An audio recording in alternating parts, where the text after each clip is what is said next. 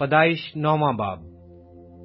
اور خدا نے نوح اور اس کے بیٹوں کو برکت دی اور ان کو کہا کہ بارور رہو اور بڑھو اور زمین کو معمور کرو، اور زمین کے کل جانداروں اور ہوا کے کل پرندوں پر تمہاری دہشت اور تمہارا روب ہوگا۔ یہ اور تمام کیڑے جن سے زمین بھری پڑی ہے اور سمندر کی کل مچھلیاں تمہارے ہاتھ میں کی گئیں، ہر چلتا پھرتا جاندار تمہارے کھانے کو ہوگا۔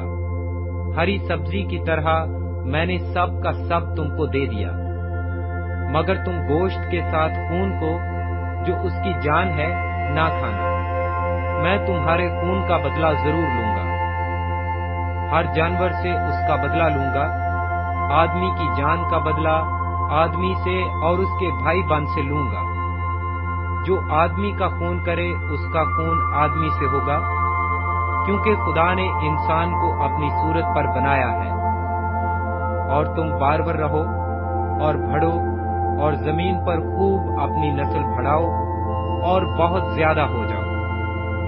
اور خدا نے نوح اور اس کے بیٹوں سے کہا، دیکھو میں خود تم سے اور تمہارے بعد تمہاری نسل سے اور سب جانداروں سے جو تمہارے ساتھ ہیں، کیا پرندے، کیا چوپائے، کیا زمین کے جانور، یعنی زمین کے ان سب جانوروں کے بارے میں جو کشتی سے اترے عہد کرتا ہوں۔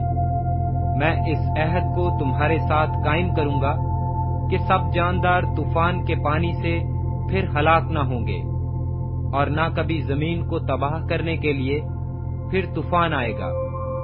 اور خدا نے کہا کہ جو عہد میں اپنے اور تمہارے درمیان اور سب جانداروں کے درمیان جو تمہارے ساتھ ہیں پشت در پشت ہمیشہ کے لیے کرتا ہوں، اس کا نشان یہ ہے کہ میں اپنی کمان کو بادل میں رکھتا ہوں، وہ میرے اور زمین کے درمیان عہد کا نشان ہوگی۔ اور ایسا ہوگا کہ جب میں زمین پر بادل لاؤں گا تو میری کمان بادل میں دکھائی دے گی، اور میں اپنے عہد کو جو میرے اور تمہارے اور ہر طرح کے جاندار کے درمیان ہے یاد کروں گا، اور تمام جانداروں کی ہلاکت کے لیے پانی کا طوفان پھر نہ ہوگا۔ اور کمان بادل میں ہوگی، اور میں اس پر نگاہ کروں گا تاکہ اس ابدی عہد کو یاد کروں جو خدا کے اور زمین کے سب طرح کے جاندار کے درمیان ہے۔ پس خدا نے نوح سے کہا کہ یہ اس کا عہد کا نشان ہے جو میں اپنے اور زمین کے کل جانداروں کے درمیان قائم کرتا ہوں۔ نوح کے بیٹے جو کشتی سے نکلے سم، حام اور یافت تھے، اور حام کینان کا باپ تھا۔ یہی تینوں نوح کے بیٹے تھے، اور انہی کی نسل ساری زمین پر پھیلی۔ اور نوح کاشتکاری کرنے لگا، اور اس نے ایک انگور کا باغ لگایا، اور اس نے اس کی مے پی، اور اسے نشہ آیا، اور وہ اپنے ڈیرے میں برہنہ ہو گیا۔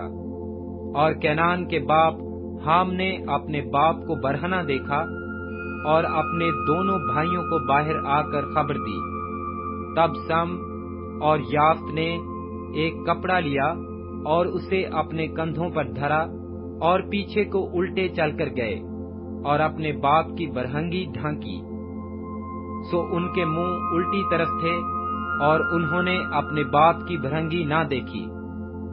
جب نوح اپنی مے کے نشہ سے ہوش میں آیا تو جو اس کے چھوٹے بیٹے نے اس کے ساتھ کیا تھا اسے معلوم ہوا، اور اس نے کہا، کینان معلوم ہو، وہ اپنے بھائیوں کے غلاموں کا غلام ہوگا۔